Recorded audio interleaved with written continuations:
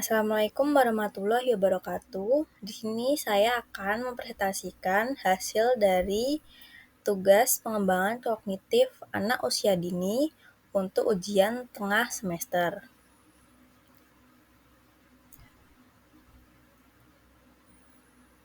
Sebelumnya, saya akan memperkenalkan diri saya. Nama saya yaitu Syaria Putri Arum Juvinika dengan NIM 2202102016 dari Prodi PG PAUD semester 4.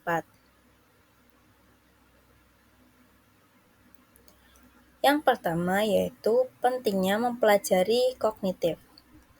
Pertama yaitu pengasuhan yang lebih baik, yaitu mereka dapat mengantisipasi kebutuhan dan perilaku anak sesuai dengan tingkat perkembangannya, memberikan stimulus yang sesuai, dan menciptakan lingkungan yang mendukung pertumbuhan kognitif optimal.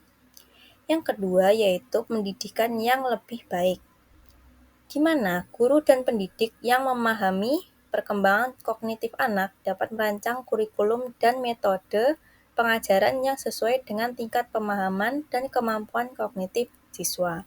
Yang ketiga yaitu deteksi dini gangguan perkembangan, di mana dengan deteksi dini, intervensi yang tepat dapat diberikan lebih awal, meningkatkan peluang perbaikan dan perkembangan optimal anak. Yang keempat yaitu menghargai keanekaragaman individual, di mana memahami perkembangan kognitif untuk menghargai keanekaragaman individual dan menghindari perbandingan yang tidak adil antar anak-anak yang mungkin berkembang pada tingkat yang berbeda. Yang kelima yaitu membantu menyediakan lingkungan yang mendukung, di mana menyediakan mainan dan permainan yang sesuai dengan tahap perkembangannya, serta memberikan stimulus yang tepat untuk pertumbuhan kognitif. Yang keenam yaitu meningkatkan hubungan orang tua dan anak, di mana orang tua cenderung lebih sabar dan empatik dalam menghadapi tantangan dalam pengasuhan. Berikut ini merupakan kaitan dengan aspek perkembangan kognitif dengan aspek perkembangan, yaitu pertama, mengembangkan daya persepsi berdasar apa yang dilihat, dengar, dan rasakan. Yang kedua yaitu melatih ingatan terhadap semua peristiwa dan kejadian yang pernah dialami. Yang ketiga yaitu mengembangkan pemikiran-pemikiran dalam rangka menghubungkan antar peristiwa. Yang keempat yaitu memahami berbagai simbol. Yang kelima yaitu melakukan penalaran secara alamiah dan ilmiah. Yang keenam yaitu memecahkan persoalan hidup yang dihadapi.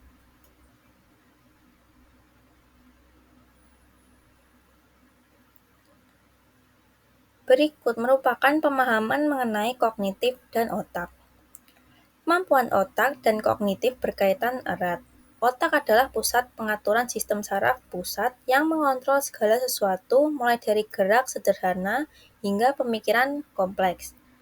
Kognitif adalah istilah yang mengacu pada berbagai proses mental termasuk persepsi, ingatan, pemikiran, pemecahan masalah, bahasa, dan banyak lagi. Kaitan kemampuan otak dan kognitif. Yang pertama adalah persepsi. Persepsi merupakan kemampuan otak untuk mengenali, mengorganisir, dan menginterpretasikan informasi sensorik dan lingkungan. Proses persepsi ini penting dalam memahami dunia di sekitar kita dan mempengaruhi pemikiran kita. Yang kedua yaitu perhatian, di mana kemampuan untuk fokus pada stimulus tertentu dari lingkungan dan mengabaikan yang lainnya. Perhatian yang baik memungkinkan kita untuk menyelesaikan tugas dengan efisien dan memproses informasi dengan lebih baik. Pemahaman. Proses mental untuk memahami dan menginterpretasikan informasi yang diterima. Ini melibatkan kemampuan untuk memproses bahasa, mengenali pola, dan membuat makna dari informasi yang diterima. Yang keempat yaitu ingatan, di mana kemampuan untuk menyimpan dan mengingat informasi. Ingatan jangka pendek memungkinkan kita untuk menyimpan informasi sementara. Sementara ingatan jangka panjang memungkinkan kita untuk menyimpan informasi untuk jangka waktu yang lama. Yang kelima yaitu pemecahan masalah, di mana kemampuan untuk mengidentifikasi masalah, menghasilkan strategi untuk memecahkannya, dan mengevaluasi solusi yang mungkin. Proses pemecahan masalah ini melibatkan penggunaan pengetahuan, keterampilan, dan pengalaman sebelumnya. Yang keenam yaitu pengambilan keputusan, di mana proses mental untuk memilih di antara beberapa opsi yang tersedia. Ini melibatkan evaluasi informasi yang relevan, memperhitungkan konsekuensi dari setiap pilihan, dan memilih tindakan yang paling sesuai.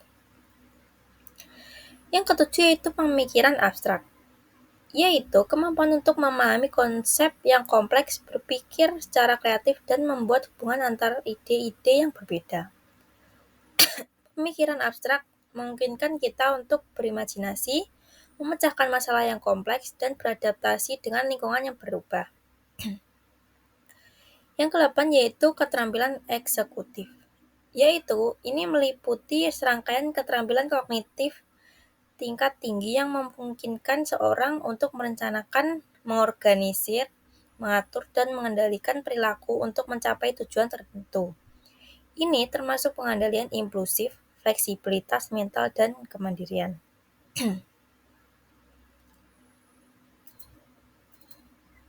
Selanjutnya itu persamaan dan perbedaan otak hewan dan manusia. Pertama yaitu dalam persamaan otak hewan dan manusia di struktur dasar. Baik otak manusia maupun hewan memiliki struktur dasar yang mirip seperti bagian-bagian otak tengah, otak besar, dan otak kecil. Yang kedua yaitu fungsi dasar, di mana otak hewan dan manusia memiliki fungsi dasar yang serupa, termasuk pengaturan fungsi-fungsi biologi seperti pernapasan, detak jantung, dan pengaturan suhu tubuh. Yang ketiga yaitu pengolahan sensorik. Baik manusia maupun hewan memiliki kemampuan untuk memproses informasi sensorik dari lingkungan mereka seperti suara, aroma, dan sentuhan. Yang keempat yaitu pengendalian motorik, di mana otak hewan dan manusia mengontrol gerakan tubuh, baik itu gerakan sederhana seperti berjalan atau gerakan yang lebih kompleks seperti berbicara atau menulis. Untuk perbedaannya yaitu pertama, pada ukuran dan kompleksitas. Otak manusia jauh lebih besar dan lebih kompleks daripada otak hewan. Ini mencerminkan tingkat kompleksitas perilaku dan kemampuan kognitif yang jauh lebih tinggi pada manusia. Yang kedua yaitu pada bagian korteks otak. Korteks otak manusia memiliki lapisan-lapisan yang lebih tebal dan lebih banyak lipatan daripada korteks hewan. Ini memberikan manusia kemampuan untuk berpikir secara lebih kompleks, memproses bahasa, dan melakukan fungsi kognitif tingkat tinggi lainnya. Yang ketiga itu kemampuan kognitif. Manusia memiliki kemampuan kognitif yang sangat lebih maju daripada hewan. Ini termasuk kemampuan untuk berpikir abstrak, merencanakan masa depan, memecahkan masalah yang kompleks, dan berkomunikasi dan menggunakan bahasa yang rumit.